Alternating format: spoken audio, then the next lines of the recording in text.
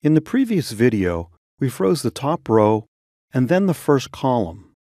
But you can freeze more than that, so you can scroll up and down and sideways without losing context. Select the cell that's directly below and to the right of the rows and columns you want to freeze. To freeze the top row and left column, select cell B2. It's directly below row 1 and to the right of column A. Click the Freeze Panes button and click Freeze Panes. And now the top row and left column are frozen.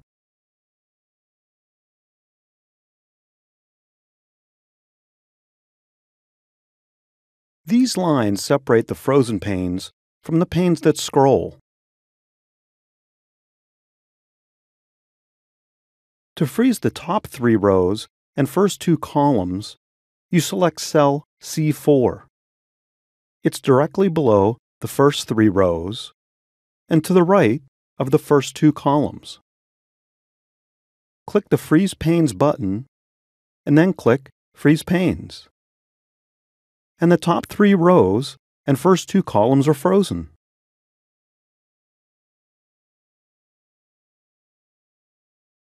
To freeze multiple rows, but no columns, select the cell in column A that's directly below the rows you want to freeze.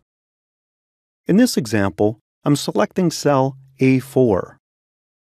All of the rows above row 4 will be frozen. Since I've selected a cell in column A, there aren't any columns to the left, so no columns are frozen. Similarly, to freeze multiple columns, but no rows, select the cell in row 1 that's directly to the right of the columns you want to freeze. In this example, I'm selecting cell C1. All of the columns to the left of column C will be frozen.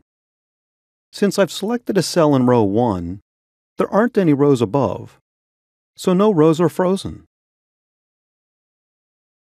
When you click a cell, the Freeze Panes button is available. But when you double-click a cell to edit it, the Freeze Panes button is grayed out. The Freeze Panes button is also grayed out when you're in the Page Layout view, where you don't really need it. When this happens, just click this button here to return to Normal View, and you'll be able to use the Freeze Panes button again. Now that you've frozen the rows and columns that you want, you might want to print them so that they're on every page. In this example, I'm going to make the top 3 rows repeat on every page. I click the Page Layout tab and then click Print Titles. I click in Rows to Repeat at top, and then click cells A1 through A3.